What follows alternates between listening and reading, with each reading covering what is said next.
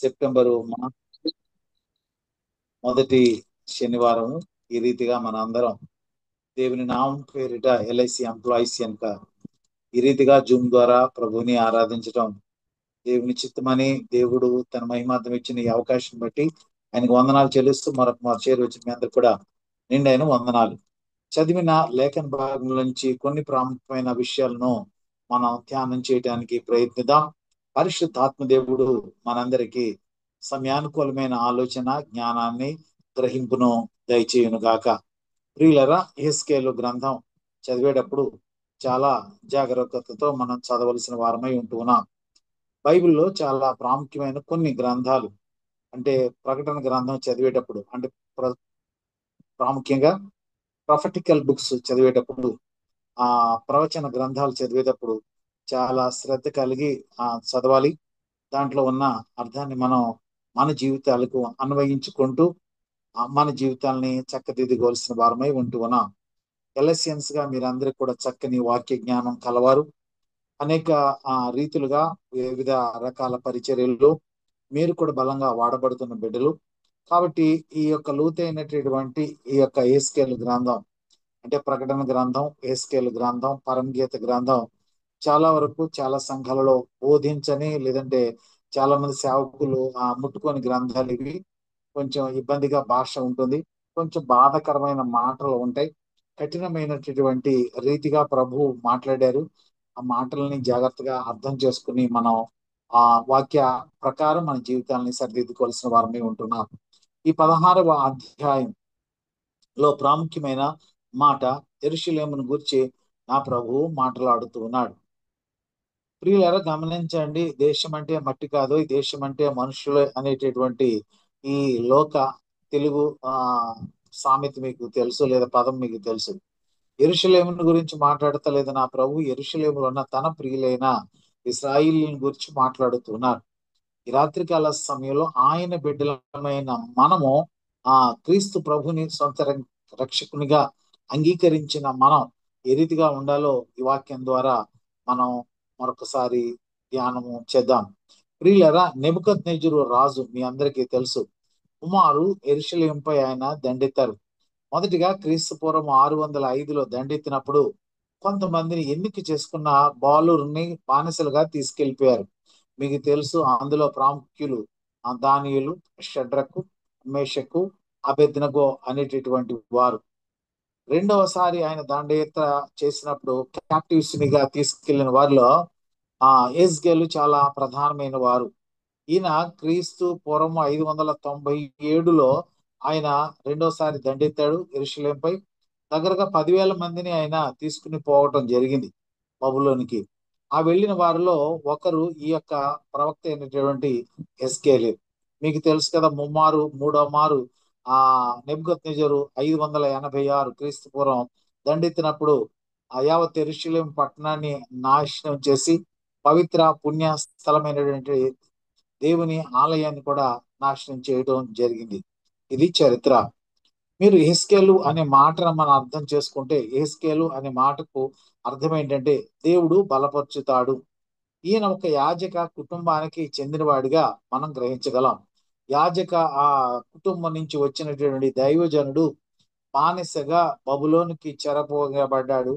మొదటి అధ్యాయంలో చూస్తే ఆయనకు దర్శనం కలిగింది. కల కాదండి, ఆయనకి దర్శనం కలిగింది.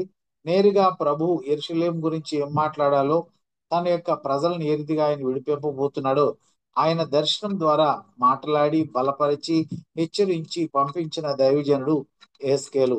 యెహెజ్కేలు యొక్క మాటలు చాలా కఠినంగా ఉంటాయి. పెద్ద ప్రవక్తల్లో ఒక ప్రవక్త యెహెజ్కేలు. యెషయా, ఇర్మియాల తర్వాత చాలా ప్రాముఖ్యమైన ప్రవక్త యెహెజ్కేలు ప్రవక్త. ఈ ప్రవక్తను దేవుడు చాలా ఘనంగా వాడుకోవటం జరిగింది. క్రీస్తు పూర్వం 586 క్రైస్తవ చరిత్రలో చాలా అంధకారమైనటువంటి సమయంగా థియోలాజియన్స్ చెప్తూ ఉంటారు. ఎందుకంటే బహు ఘోరమైన పరిస్థితులు జరిగాయి. ప్రియులారా, ఆ సమయంలో రాయబడినటువంటి ఈ లేఖనము, ఈ ప్రవచనాల్లో కొన్ని మాటలు మనం ధ్యానం చేద్దాం. ప్రాముఖ్యంగా 4వ వచనము, 8వ వచనం. ఆయన అంటున్నాడు, ఓ యెరూషలేమా, ఓ యెరూషలేములో ఉన్న ప్రజలరా, నీ జనన విధము చూడగా, నీ పుట్టిన నాడు నీ నాభి సూత్రము కోయబడలేదు, శుభ్రమగుటకు నీవు నీళ్లతో కడగబడను లేదు. వారు నీకు ఉప్పు రాయకపోయిరి, బట్ట చుట్టకపోయిరి. ఇక్కడ 4 ప్రాముఖ్యమైన మాటలు. ఒకటి, నిన్ను కోయబడలేదు, నీ నాభిసూత్రం కోయలేదు. రెండవది, శుభ్రం అవటానికి నువ్వు కడగబడలేదు. మూడవదిగా నీకు ఉప్పు రాయలేదు. నాలుగవదిగా బట్ట చుట్టకపోయిరి. ఈ 4 మాటల గురించి క్లుప్తంగా మనం ధ్యానం చేద్దాం. నాకు జ్ఞాపకం ఉన్నంత వరకు కొన్ని సంవత్సరాల క్రితం అనుకుంటా ఈ మొదటి మాటను మనం ధ్యానం చేస్తామని నేను తలుస్తూ ఉన్నాను. ఒకవేళ అది మీరు మర్చిపోయినప్పటికీ మరొకసారి ఆత్మదేవుడు మనతో మాట్లాడటానికి ఇష్టపడుతుంటుండగా శ్రద్ధ కలిగి ప్రభు యొక్క మాటలను ఆలకించుదాం. నాభి దేశము అనగా బొడ్డుతాడు, లేదంటే నాభి అనగా మీకు తెలుసు కదండి, ఆ బొడ్డు, ఆ ఉదరం చుట్టూ ఉన్నది. మీరు ఆ బొడ్డుని గురించి లేదా నాభిని గురించి మీకు చూస్తే పరమగీత గ్రంథం 7వ అధ్యాయం 2వ వచనంలో సొలొమోను దైవజనుని ద్వారా ఈ రీతిగా మాట్లాడుతుంటుంది. సొలొమోను రాసినటువంటి పరమగీత గ్రంథము 7వ అధ్యాయము 2వ వచనాన్ని మీరు చూస్తే, నీ నాభి దేశము మండలాకార కలశము సమ్మిళిత ద్రాక్ష రసం దాని యందు వెలితి పడకుండును గాక. ప్రియులరా గమనించాలి, ఇది మండలాకార కలశము అంటే గుండ్రనేది రౌండ్ గా ఉంటుంది, ఊంబ్ అని అంటూ ఉంటాం మనం. సో దానికి ఏమొస్తుందంటే నావెల్ కార్డ్ వస్తుంది. ఈ నావెల్ కార్డు తల్లి నుంచి మనం జననమైన తర్వాత అక్కడ ఉన్నటువంటి గైనకాలజిస్ట్ కానీ, లేదంటే ల్యాబ్ రూమ్ లో ఉన్నటువంటి నర్స్ కానీ, లేదా ఇంటికాడ పరిచయం చేసే వాళ్ళు కానీ ఏం చేస్తారంటే కత్తిరించి దానికి ఒక మూడు వేసి, తల్లి నుంచి వచ్చినటువంటి దాన్ని తల్లి కడుపులోకి, అలాగే బిడ్డ నుంచి వచ్చిన దాన్ని అక్కడ మూడు వేసి పెడతారు. అది చాలా ప్రాముఖ్యమైనది ఈ బిడ్డ గర్భంలో ఉన్నంత వరకు. ఆ గర్భంలో ఉన్నంత వరకు ఆయనకి శ్వాస తీసుకోవడం చేత కాదు కాబట్టి ఆ ప్రాణి ఎదగటానికి లేదంటే బలపడటానికి తల్లి గర్భంలోంచి బయటకు వచ్చే వరకు జీవ వాయువును ఏది ఇస్తుందంటే ఈ నాభి సూత్రము అనగా నావెల్ కార్డు ద్వారానే వెళుతూ ఉంటాయి. మీకు అందరికి తెలుసు, మీలో సైన్స్ విద్యార్థులు చాలా మంది ఉండి ఉండవచ్చు. ప్రియులరా, ఈ నాభి దేశాన్ని బయటకు వచ్చిన తర్వాత దాన్ని నేను ఉంచుకుంటాను, మా అమ్మ నాకు చాలా ప్రియమైందంటే కుదరదు. ఖచ్చితంగా కత్తిరించాలి. రెండవది ఏం చేయాలంటే కత్తిరించిన తరువాత ఇక్కడ అక్షరార్థంగా చూస్తే నీళ్లతో శుభ్రంగా కడుగుతారు. చాలా వరకు ఆ నీళ్లు తీసుకుని చాలా చక్కగా బిడ్డని శుభ్రపరుస్తారు. మూడవదిగా ఏం చేస్తారంటే, భారతదేశంలో కొన్ని ప్రాంతాలు చేస్తారు, అయితే ఆనాడు ఇస్రాయేల్ ప్రజలు చేస్తుంటే ఉప్పు తీసుకుని ఆ బిడ్డలో పైన ఉన్నటువంటి ఆ శిశువులో పైన ఉన్నటువంటి మ్యూకస్ అంతటిని కూడా, ఆ జిగురు పదార్థం, ఆ అంబ్లికల్ ఫ్లూయిడ్స్ ఉంటాయి దాంట్లో కూడా, ఆ ఫ్లూయిడ్స్ ఏదైతే బిడ్డ చుట్టూ ఉన్నాయో దాని అంతటిని కూడా ఆ ఉప్పుతో రుద్ది శుభ్రం చేస్తారు.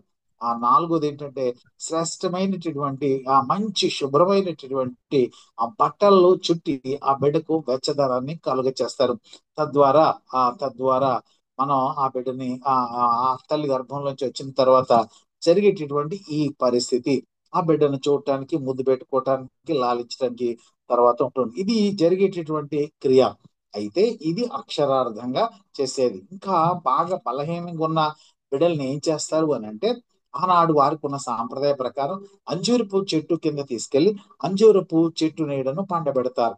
మీకు అర్థం కావటానికి యోహాను సువార్తలో మీరు చూసినట్లయితే ఫిలిప్పు నతానీయుల దగ్గరికి వెళ్ళి, అయ్యా నతానీయులా, మేము ఏ వ్యక్తి దగ్గరికైతే మేము కనిపెడుతున్నామో ఆయన నజరేయుడని యేసయ్య, యోసేపు యొక్క కుమారుడు ఆయనే అంటే, ఆయన అంటాడు, నజరేతులో నుంచి మంచిది ఏదైనా రాగలదా అని ప్రశ్నించినప్పుడు వచ్చి ప్రభువుని చూస్తే ప్రభు అంటాడు కదా, ఓ నతానీయులు, నీవు అంజూరపు చెట్టు కింద ఉన్నప్పుడే నాకు తెలుసు అని.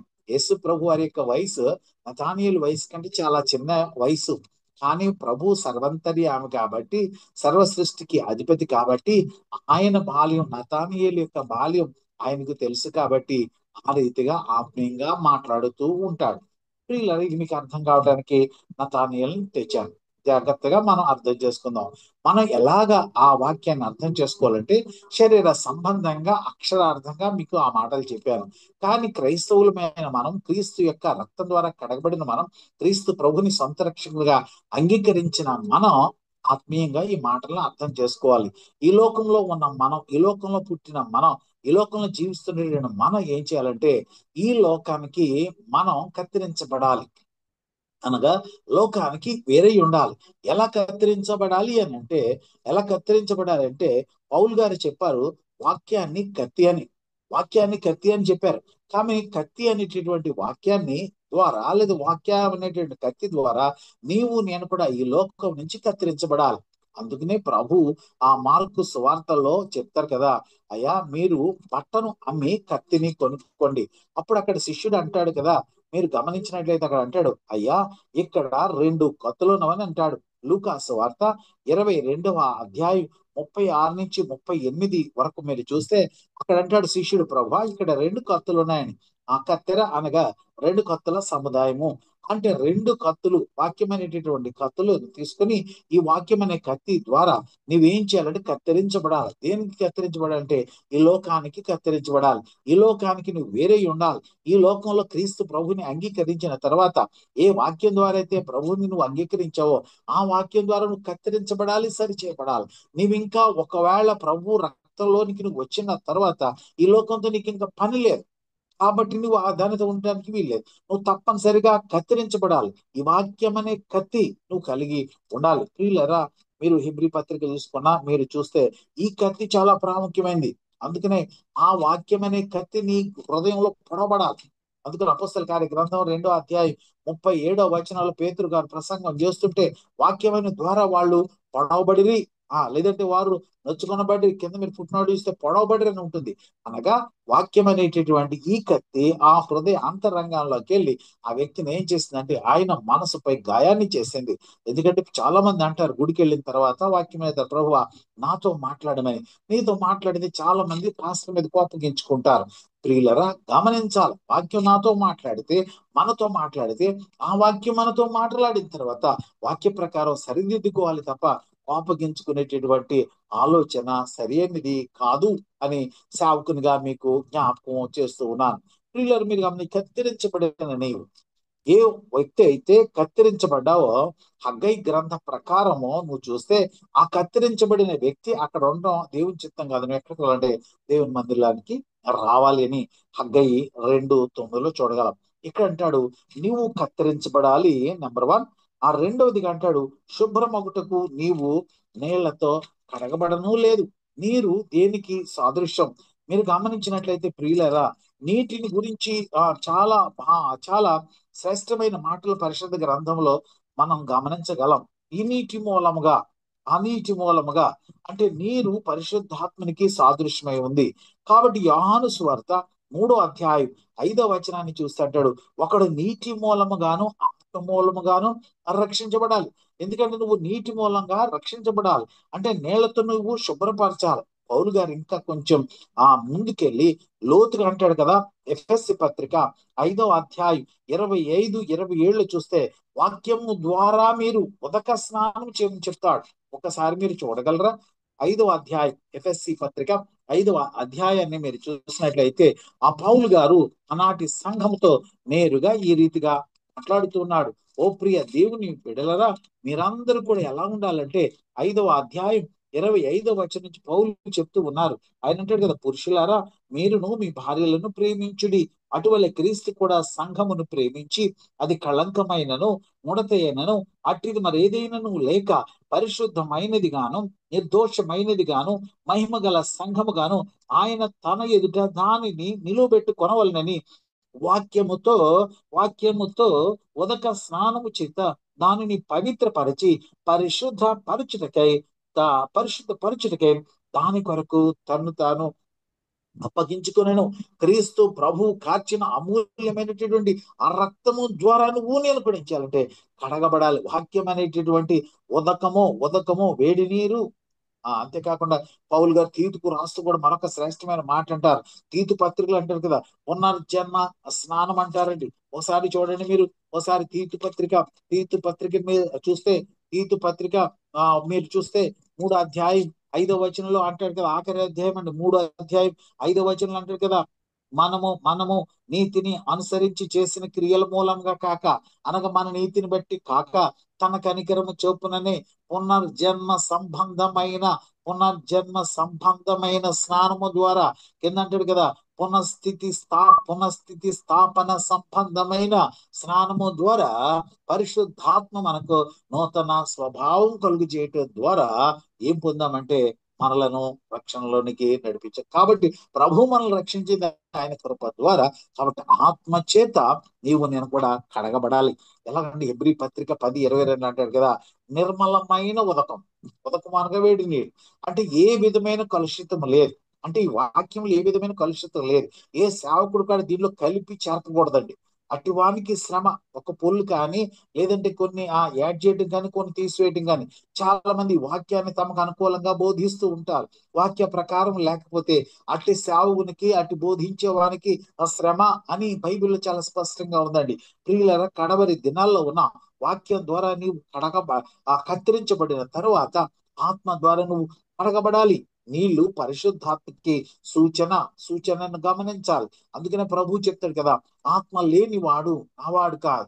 కొన్ని బ్రదరన్ సంఘాలలో కానీ, దయచేసి నన్ను క్షమించాలి, ఏనే డినామినేషన్ గురించి మాట్లాడతలేదు, కొన్ని బ్రదరన్ సంఘాలు కానీ, కొన్ని ఆర్థోడాక్స్ మెయిన్లైన్ చర్చెస్ వారి కానీ వీళ్ళు ఏం చేస్తారంటే పరిశుద్ధాత్మను నమ్మరు. పరిశుద్ధాత్మ అంటే కొంతమంది పెంతుకొస్తు వారు యొక్క క్రియల కారణంగా వారు ఏమనుకుంటారంటే అది గలిబిలి కలిగించే ఆత్మని మరొక చెడు ఆలోచన ఉంటుంది. ఆత్మ లేని వాడు నావాడు కాడు అని నా ప్రభు సెలవిస్తున్నాడు. కాబట్టి మనం ఏం చేయాలంటే ఖచ్చితంగా పరిశుద్ధాత్మను అంగీకరించాలి. పరిశుద్ధాత్మనికి ఆయాసకరంగా మనం జీవించకూడదు. ఎందుకంటే తండ్రి, కుమార, పరిశుద్ధాత్మ అనగా ఆత్మ, నీళ్లు, రక్తము, ఈ ముగ్గురు ఏకీభవించి మనమే సాక్ష్యం చెప్తారండి. మీరు గమనించినట్లయితే మొదటి యోహాను పత్రిక మీరు చూస్తే అక్కడ ప్రభు చాలా స్పష్టంగా చెప్తారండి.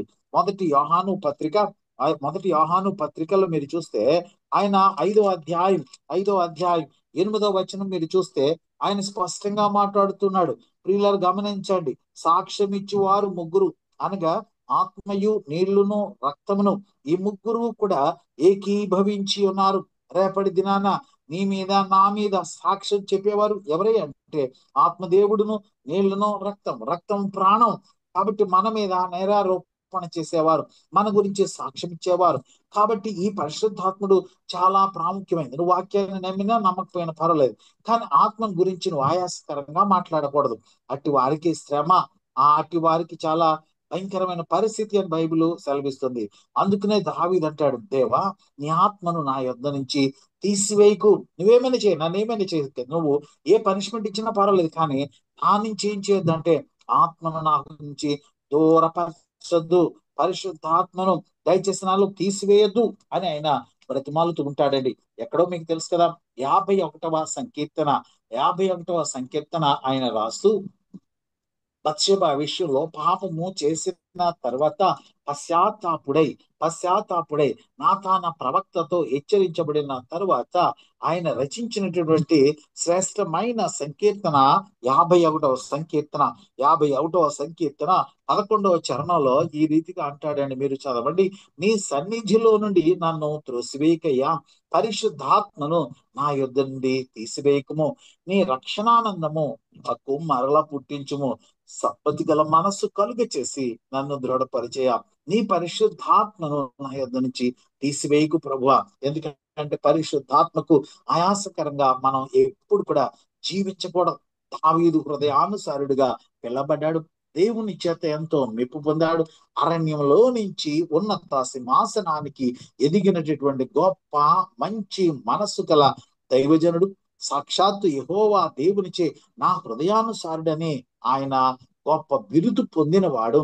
మంచి అప్రిషియేషన్ ని దేవుని దగ్గర నుంచి పొందిన ఈ వ్యక్తి ఒక చిన్న పాపం చేసిన కారణాన, ఒక స్త్రీ విషయంలో ఆయన చేసిన తప్పు కారణాన, ఎప్పుడు కూడా పాపం ఒంటరిగా రాదండి. పిల్లలు గమనించండి, పాపము చిన్నది.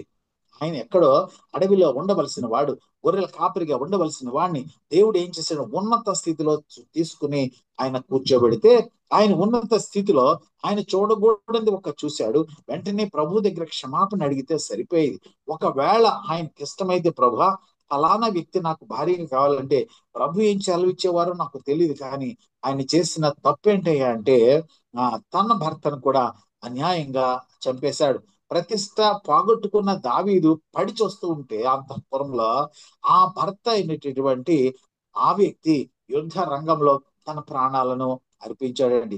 ఎంత అన్యాయం కదా. అందుకనే చాలా మంది చెప్తారు, పాపము తారదారు ఒంటరిగా చిల్లరైంది. రాదు అని. ఆయన చేసిన ఈ పాప కారణాన, ఆయన చేసిన ఈ నరహత్య కారణాన ఆయన ఎంతమందిని పోగొట్టుకున్నాడో తెలుసా? నలుగురిని పోగొట్టుకున్నారండి. ప్రియులారా గమనించాలి. ఆత్మ దేవునికి ఆయాసకరంగా జీవిస్తే శాపం ఎంత భయంకరంగా ఉంటుందో నీవు నేను అర్థం చేసుకోవాలి. ఈ రాత్రికాల సమయంలో వాక్యాన్ని ధ్యానిస్తున్న మనం 1:4 అనేది నిర్గమకాండ గ్రంథం 22 ఆ చివరిగా మీరు గమనించినట్లయితే 2 సామ్యుయేలు గ్రంథంలో మీకు ఈ యొక్క తెలుసు కాబట్టి ఆ యేస్కేల్ గ్రంథం 34-31లో చూసిన ఎవరయ్యా అంటే ఒక గొర్రెకు 4 గొర్రెలు. ఒక గొర్రె అంటే ఎవరంటే మనుషులు అని యేస్కేల్ గ్రంథంలో చెప్తాడండి. యేస్కేల్ మీరు ఆ 34 ఆఖరి వచనం చూస్తే ఎవరయ్యా ఈ గొర్రెలు అంటే మనుషులే. ఈ మనుషులు ఒక మనిషిని చంపాడు ఆ అన్యాయంగా. ఆ ఒక మనిషి చావుకి కారణభూతుడయ్యాడు దావీదు. కాబట్టి వెంటనే దేవుని యొక్క ఉగ్రత తనకి నలుగురు కుమారుని పోగొట్టుకునే పరిస్థితి వచ్చింది. మీకు తెలుసు కదండి. అప్పుడే పుట్టిన బిడ్డ చచ్చినాడు. ఆ రెండవదిగా అడోనియా సొలొమోను చేత చంపబడ్డాడు. అమ్నోను అబ్షాలోము చేత చంపబడ్డాడు. జోవాబు చేత అబ్షాలోము చంపబడ్డాడు. ఈ రీతిగా తను నలుగురు కుమారుల్ని ఆయన పోగొట్టుకున్నాడు. కాబట్టి ఆత్మకు ఆయాస్కరంగా మనం జీవించకూడదు.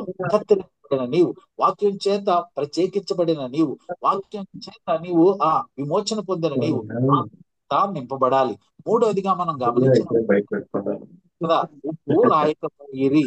ఉప్పు దేనికి సాదృశ్యం మీకు తెలుసు. ప్రభులు వారికి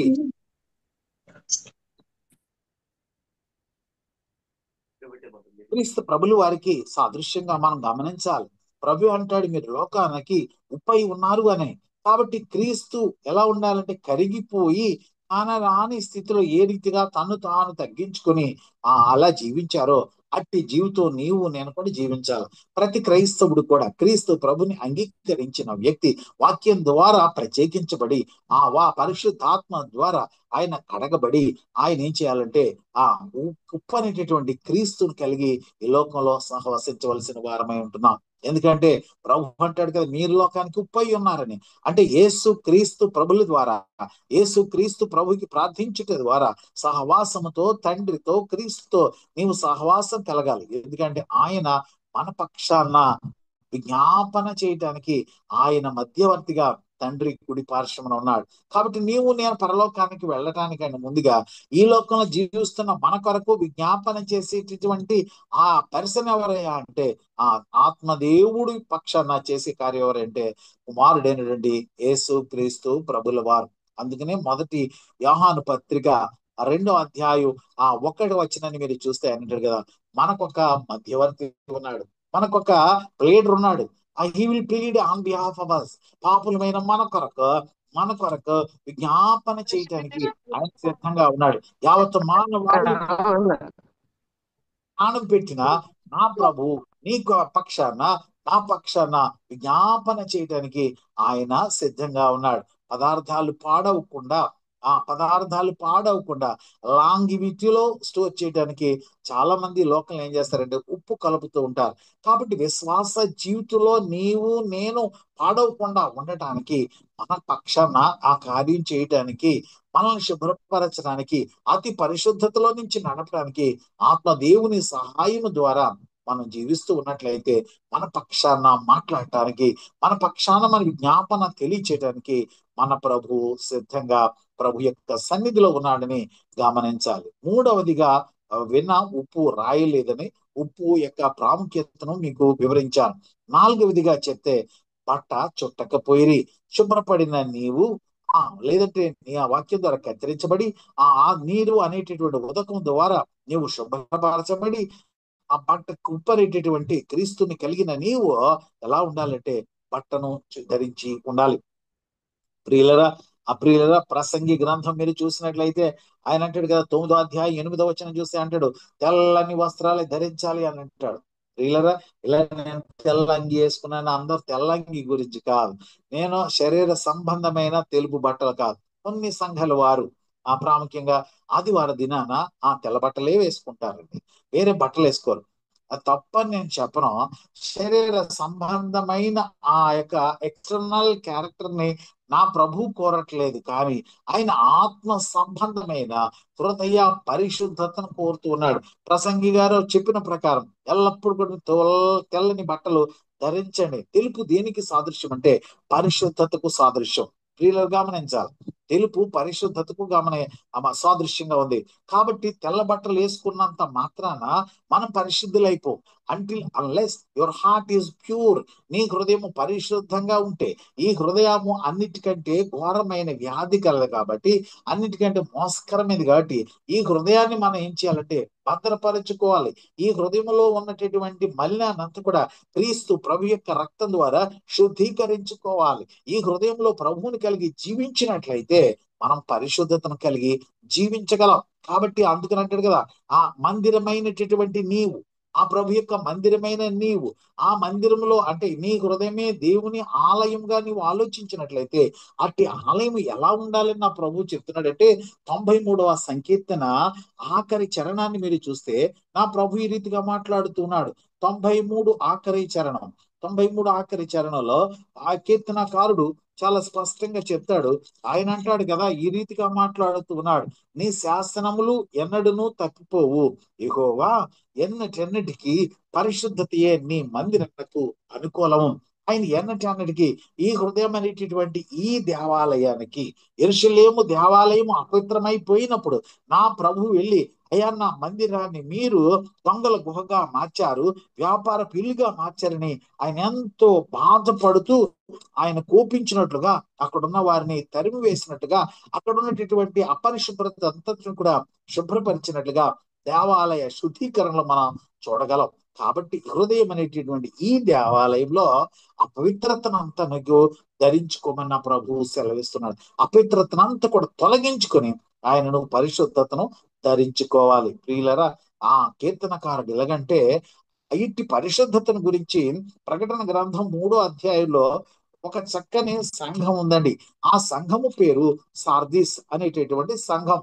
ఆయన 7 సంఘాలతో మాట్లాడుతూ 7 ప్రేమ ఉత్తరాలు ప్రభు రాసినట్లుగా ప్రకటన గ్రంథంలో మనం చూడగలం. ప్రకటన గ్రంథం ప్రకటన గ్రంథం మీరు చూస్తే ఆఖరికి దానికి కాదు కానీ 3వ అధ్యాయంలో మీరు చూస్తే ఆయన సార్దీస్ లో ఉన్న సంఘాన్ని గురించి ఆయన మాట్లాడుతూ ఈ రీతిగా అంటాడు, ఓ సార్దీస్ లో ఉన్న సంఘపు దూతకి ఈ రీతిగా రాస్తూ అంటాడు. 3:4 చూద్దాం. అయితే తమ వస్త్రములను అపవిత్ర పరచుకొనని కొందరు సార్ధిస్లో నీ యొద్ద ఉన్నారు. వారు అర్హులు కనుక తెల్లని వస్త్రములు ధరించుకొని నాతో కూడా సంచరించెదరు. జయించువాడు అలాగున తెల్లని వస్త్రములు ధరించుకొనును. జీవ గ్రంథములో నుండి అతని పేరెంత మాత్రమును తుడుపు పెట్టక నా తండ్రి ఎదుటను ఆయన దూతల ఎదుటను అతని పేరు ఒప్పుకొనును. సంఘములతో ఆత్మ చెప్పుచున్న మాట ఆ చెవిగలవాడు వినును గాక. ప్రియులరా, నా ప్రభు చెప్తున్నాడు, తెల్లని వస్త్రములు అంటే పరిశుద్ధ వస్త్రములు, అపవిత్రపరచబడని వస్త్రములు ధరించుకునేటటువంటి ఆ సార్దీస్లో ఉన్న సంఘ విశ్వాసులను గూర్చి నా ప్రభు అంటాడు, నా తండ్రి ఎదుట నేను ఒప్పుకుంటాను, జీవ గ్రంథంలోంచి వారి పేరు ఎంత మాత్రం కూడా తుడిపి పెట్టను. కాబట్టి అట్టి ఘనతనిచ్చే దేవుడు నువ్వు కలిగి ఉండాలి. కాబట్టి మన వస్త్రములు అంటే శరీర సంబంధమైన వస్త్రాలను ఏ రీతిగా శుభ్రపరచుకుంటామో ఆత్మ సంబంధంగా పరిశుద్ధత అనేటటువంటి వస్త్రం ప్రభు బైబిల్లో చాలా వస్త్రాల గురించి సెలవిచ్చారు. మహిమ వస్త్రమని, ఉల్లాస వస్త్రమని, లేదంటే చాలా చాలా దగ్గర 7, 8 రకాల 9 రకాల వస్త్రాల గురించి లేఖనం సెలవిస్తుంది. కాబట్టి ఈ సాయంకాల సమయంలో పరిశుద్ధత అనేటటువంటి ఆ వస్త్రాలను మనం ధరించవలసిన వారమై ఉంటున్నాం. మనం ముగించుకోవడానికి ముందుగా మరొకసారి మనం జ్ఞాపకం చేసుకుంటే ఈ వాక్య ఆధారంగా మొట్టమొదటిగా మనం చేస్తే కత్తి అనేటటువంటి వాక్యం ద్వారా కత్తిరించబడి, నీవు అనేటటువంటి పరిశుద్ధాత్మ ద్వారా కడగబడి, మూడవదిగా ఉప్పు అనే క్రీస్తు ద్వారా సహవాసము కలిగి, నాలుగవదిగా పరిశుద్ధత అనేటటువంటి బట్టను ధరించుకోవాలి. ఇటు రీతిగా నీవు ధరించుకొని ఆయన రాకడ కొరకు ఆ సిద్ధపాటు పడాలి. దిద్దుబాటు కాదు, సిద్ధపాటు కలిగి ఉండాలి. ఎత్తబడే గుంపులో ఉండాలి. అందుకని ప్రభు అంటాడు కదా, ఎందుకు నువ్వు ఉండాలి అని అంటే ఆయన 8వ వచనం అంటాడు, మరియు నేను నీ వద్దకు వచ్చి నిన్ను చూడగా ఇష్టము పుట్టించేటటువంటి ప్రాయం నీకు వచ్చింది. ఆయన రాకడలో రేపు రాబోతున్నాడు. ఆయన వచ్చేటప్పటికి ఎలా ఉండాలంటే ఇష్టం పుట్టే ప్రాయం. మీకు పెళ్లి చూపుల్లో అందరు వివాహమైన వారు ఉంటారు అనుకుంటున్నాను ఇక్కడ. సో పెళ్లి చూపుల్లో చూసిన ప్రతి అమ్మాయి అబ్బాయికి నచ్చదు, ప్రతి అబ్బాయి అమ్మాయికి నచ్చడు. జాగ్రత్తగా గమనించాలి. ఏ అబ్బాయి అయినా అమ్మాయిని చూడటానికి వచ్చినప్పుడు చాలా తల్లిదండ్రులు చక్కగా సిద్ధపరిచి అబ్బాయి ముందు కూర్చోబెడతారు. ఆ ఇష్టం పుట్టే ప్రాయం ఆ అమ్మాయిలో రావాలి. ఆ ఉంటే అబ్బాయి వెంటనే ఫస్ట్ సైట్ అండ్ మొదటి చూపులోనే ఆ బిడ్డను ఆ వివాహం చేసుకోవడానికి ఇష్టపడతాడు. నా ప్రభువు నన్ను చూసినప్పుడు నేను నీ యొద్దకు వచ్చి నిన్ను చూడగా ఇష్టము పుట్టించి ప్రాయం నీకు వచ్చి ఉండేను కనుక నీకు అవమానము కలగకుండా నిన్ను పెండ్లి చేసుకుని నువ్వు ఏజ్ అయిపోయిందని వారి కావక్కలా. అందుకనే ఆ పరమగీత గ్రంథం ఆఖరి అధ్యాయంలో సోలమతి యొక్క కుమార్తె సహోదరులు అంటారు, అయా మా చెల్లికి వివాహ వయసు వచ్చేసింది, కానీ ఎదగలేదు, ఇంకా గ్రోత్ లేదు. ఇక్కడ అంటాడు కదా, ఇష్టం పుట్టే ప్రాణ్యకు వచ్చింది, నీకు వచ్చింది కనుక ఏమంటాడు, నీకు అవమానం కలగకుండా నిన్ను పెండ్లి చేసుకుని నీతో నిబంధన చేసుకొనగా నా ప్రభు యొక్క నవ నిబంధన, ఆ రక్త నిబంధన, కల్వరి రక్త నిబంధన, కల్వరిలో తన ప్రశస్తమైన రక్తం చిందించడం ద్వారా పాపినైన నీతో నాతో ఆయన నిబంధన చేసుకుని నిన్ను శుభ్రపరిచి మనల్ని ఏం చేశాడంటే పెండ్లి చేసుకుని నీతో నిబంధన చేసుకునిగా నీవు నా దానవైతివి. మనందరం కూడా క్రీస్తు ప్రభు ద్వారా పరిశుద్ధ పరిణయములో జతపరచబడిన వారు. కాబట్టి ఇశ్రాయేలు సాంప్రదాయ ప్రకారం ఆ రేపు పెండ్లి విందుకు మనం సిద్ధపడాలి. నా ప్రభు పెండ్లి విందుకు నన్ను పిలుస్తున్నాడు, అయ్యా విందు సిద్ధంగా ఉంది, ఆ రమ్మని ఆయన పిలుస్తున్నాడు. ఎక్కడా ఈ పెండ్లి విందు అంటే అది ఆకాశంలో జరగబోతూ ఉంది. పెండ్లి పెద్దలంతా సిద్ధంగా ఉన్నారు, దేవదూతలంతా కూడా దూత గణమంతా సిద్ధంగా ఉంది, ఆ విందు అయితే సిద్ధంగా ఉంది. ప్రభు అంటాడు, త్వరగా వధువైన ఈ సంఘాన్ని తీసుకెళ్ళడానికి వరుడైన ప్రియ కుమారుడైన క్రీస్తు ప్రభుల వారు మధ్య ఆకాశంలోనికి రావటానికి సిద్ధంగా ఉన్నారు. కాబట్టి ఆయన రాకడ కొరకు సిద్ధపడాలంటే వాక్యం ద్వారా కత్తిరించబడిన నీవు ఆత్మ ద్వారా నీరు అనే ఆత్మ ద్వారా శుద్ధి చేయబడి క్రీస్తు అనేటటువంటి ఉప్పు ద్వారా సహవాసం కలిగి పరిశుద్ధతను కలిగి జీవించినట్లయితే ఎత్తబడి గుంపులో నీవు ఉంటావు. అట్టి కృప ప్రియ ప్రభు మనందరికీ దయచేయును గాక. దేవుడి కొద్ది మాటలు దీవించి ఆశీర్వదించును గాక. ఆమేన్.